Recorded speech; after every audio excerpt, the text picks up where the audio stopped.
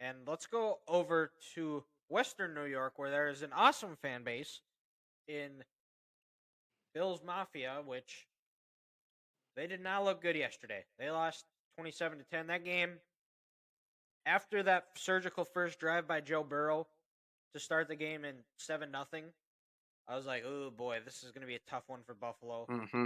And, that second drive, too, after Buffalo went 3-and-out, Burrow goes, they threw the ball well that opening drive, and then they used the pass to open up the run. They ran the ball, I think it was like 34 times, which for Zach Taylor, we might have to start having a discussion if he's a good coach. Because I'm starting to hop on that train. And if he makes the back-to-back Super Bowls, I think you have to have that conversation. We'll Oh, get into Zach Taylor in a little bit here. And 14-0, and back-to-back 3-and-outs. And it's thinking like, oh boy, oh boy. this the floodgates could have opened, The wheels are about to and fall off the wagon. and with the wheels would have fallen off the wagon if we're talking Bills terms, or it would have been an avalanche since there was snow on the field. Nice But I pun. like yours. I like yours was better, Grant. And I wrote down with 2:06 in the first, they have to get a stop or a turnover. They got the stop, and when Buffalo got the ball back, Romo said it, and it's something that we've been saying all year. They need to run the ball, Yep. and for whatever reason, they just refuse to run it. And the only run game they have is Josh Allen, and it showed that because by the end of the game, he looked worn down, like he looked like he had nothing left. And their O line has been a disaster. Their pass rush was, ever since Von Miller went out, like you could just file a missing persons report for Ed Oliver because he was nowhere to be found. Well, so on that, Dylan, did you hear the stat yesterday before that Cowboys game when they were talking on Fox? No. When Vaughn was playing, they were fourth in the NFL in percentages of pressures on the opposing team's quarterback. When Vaughn left after he was injured, they dropped all the way down to 26th. That's not good. That's not good. And then also, right before the half, when Buffalo got the ball, they're down 17-7. They get the ball to start the second half. They Yep. go down, and they have to punt. Yep. I wrote that down too. I said They have to because they punt. got the ball back with 149. I said Buffalo needs points. Yes. Preferably TD. They get the ball out of the break. Go win the middle eight. We got ourselves a ball game. Halftime 17-7. Yep. And then they get the ball to start, well, and preferably a touchdown. They ended up settling for a field goal. But you know why? Because they aren't unable to run the ball, so they just sell out on the pass. But a long drive that took off a lot of time off the clock to only get 3. Yep. And then it was and it was also a 3rd and 2 where the Bills threw it deep, and they ended up having to punt because it was a drop. And then Cincy goes down and scores, make it 24-10. Yep. And Zach Taylor, 34 rushes, 173 yards. Joe Mixon ran for over 100 yards. And we said it, like that was going to be the key to the game, was who's going to be able to run the ball better. Cincinnati ran the ball better. Buffalo is an indoor team, is a team built to play indoors, but nice weather indoors, but they play in Buffalo. Like, hello, what is Brandon Beane doing? Like, we thinking, oh yeah, we have a good quarterback who can run the ball, but if we run him the way he was ran the last few years, he's gonna get hurt. Because Josh Allen, he's a great player, he's fun to watch, but he does some really dumb things. Oh, and I was just gonna say, it's crazy. You leave that game talking about coming in the year how much hype Buffalo had. They were Super Bowl favorites. We both had picked to win the Super Bowl. Both had them picked to win the Super Bowl. I mean, and look what they did week 1 against the Rams. You're thinking, uh-oh, this team's going to be a problem this year. But you leave that game yesterday and you realize they have a lot of holes on this roster. A bad offensive line who can't run block. They still don't have a running back. And they need another wide receiver outside of Stephon Diggs. Who knows? Who knows? And then also, You got Vaughn coming back from his second ACL tear in his career. Who's, that's concerning. Vaughn's played a lot of football. J.J. Watt just retired. Vaughn was from that same draft class. And I know he signed, was it like a 5 or 6 year deal this offseason in Buffalo? If this wear and tear keeps up, is he going to be able to finish out the life of that contract? I don't know. That's something to look at. So it's just crazy. You look at Buffalo and how they're a good team and they were Super Bowl favorites, and you leave the game yesterday thinking this team needs a lot of work in this offseason. Yeah, well, I think they can get out of it after 2 years. I thought I remember seeing, Okay. I think something like that, but I wouldn't quote me on that. But yeah, Buffalo, you know, they end this season farther away than what they were to start the year. There's a lot of question marks, and they're in cap hell. They have the biggest thing is that I think if they commit, if they can get some nice pieces in free agency on the offensive line and draft a running back and commit to the run and play more complementary football, I think Buffalo's back in the conversation. But right now, you know, if we're doing tiers of the top three quarterbacks in the AFC right now, it's Mahomes, Burrow, and I think I might put Mahomes and Burrow at 1A, 1B. And two would be Trevor Lawrence, and he's not far behind there, and then Josh Allen. Mm-hmm. I think he's the fourth best quarterback. And there's questions we're gonna see. Like I was seeing Bills fans calling for McDermott to be fired. That's just an emotional fan base doing something stupid. Yep, But I agree. but your But point, there's questions. He's got to but, fix stuff. but yeah, he's got to fix some things, and like you said, mainly he's got to fix his offensive philosophy. Because even with Dable last year and now Ken Dorsey, still no running game. And then his general manager has to do his job and get an offensive line. And like I said, Gabe Davis is only Gabe Davis when he plays the Chiefs. He disappears when he plays everyone else. When Gabe Davis plays the Chiefs, he becomes Jerry Rice. But for the other 16 games in the season, he's nowhere to be seen.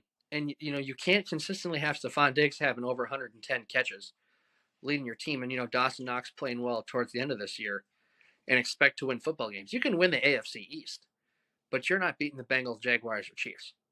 Well, and where was Stephon Diggs?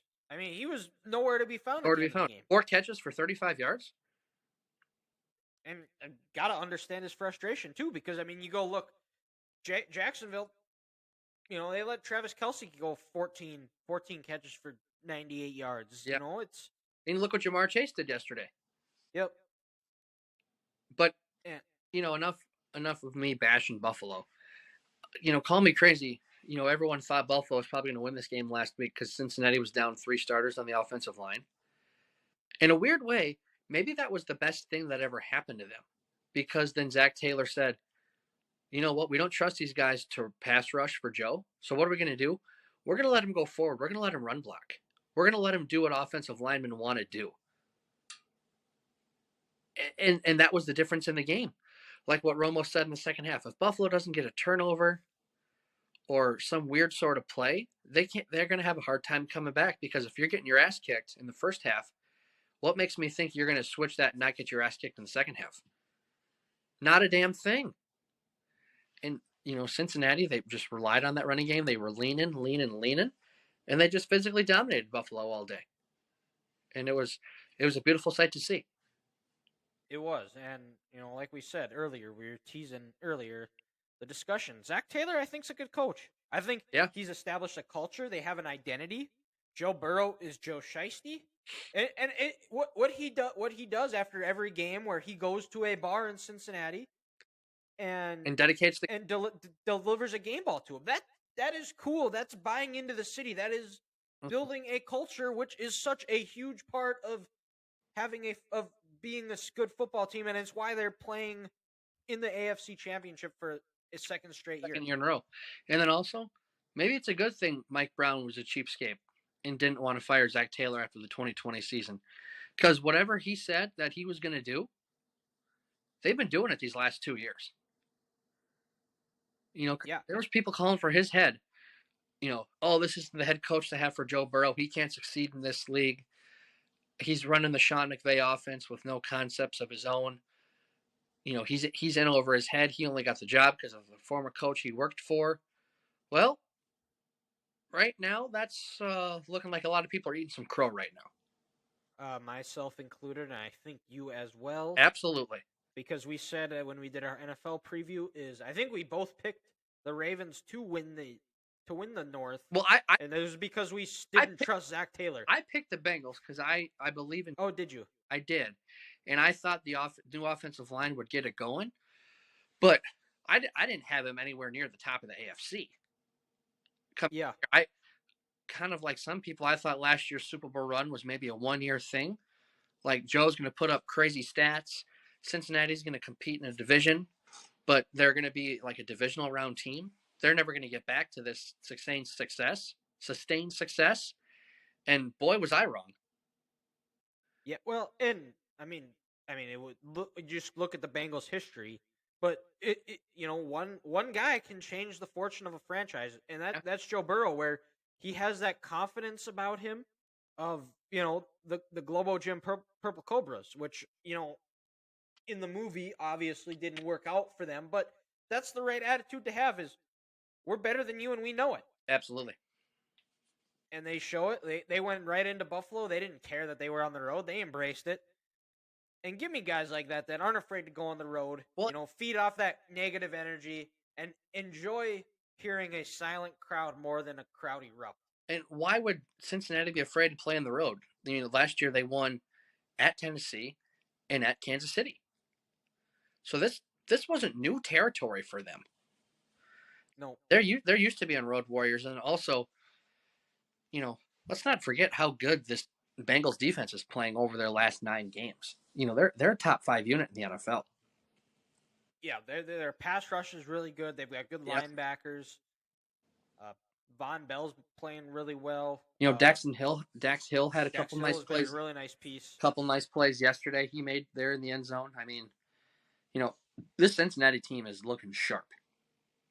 And this ain't your father's Bengals. And one thing I want to understand is after the game, you have Joe Burrow talking about how you're going to refund all those money for all the people for the AFC title game in Atlanta. And I think Zach Taylor said something along the lines of, hey, we ruined some plans or something like this. I want to know who out there in the national media was doubting the Bengals, because I know it wasn't coming from us. Because both of us probably had the Bengals winning this game on Sunday going into it.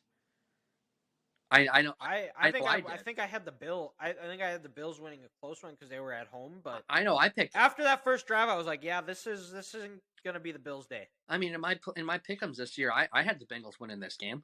So I want to know where all these Bengals players are getting this motivation that people said they're done, unless I'm just not paying much attention to the national media. But this Bengals team looked pissed off on Sunday, and they looked like they were coming in to prove a point. It was probably the 4-letter network, and it's not the 4-letter network that we grew up on. So, that's probably where it was coming from. But you know what? Also in a weird way, you feel bad. We're glad DeMar Hamlin is at the game and he's, on the road to make a recovery. But you got to think the Bengals were maybe a little salty that game didn't cancel, because they probably thought they would have beat the Bills in the regular season, and that game on Sunday should have been in Cincinnati. Yeah. Well, because, if the Bengals would have won, that game would have been in Cincy. Would have been in Cincy, yeah. So then they're probably thinking this is unfair and unjust that we have to go to the road to a hostile group when we didn't have a chance to play this team in the regular season, and we were probably going to beat that ass. Well, the way they were playing, it looked like it was kind of playing out like that could have happened. A revenge type game on Sunday, where they were just motivated and locked in, and they were bullying people around. Well, and I think where the other part where that came from is because there was like over 50,000 tickets purchased for that game in Atlanta. Gotcha. So that's probably where it was coming from, and well, I'm hoping the NFL sends those refund checks. Well, they're going to have to. If not, there's going to be a lawsuit on their hand. Oh yeah.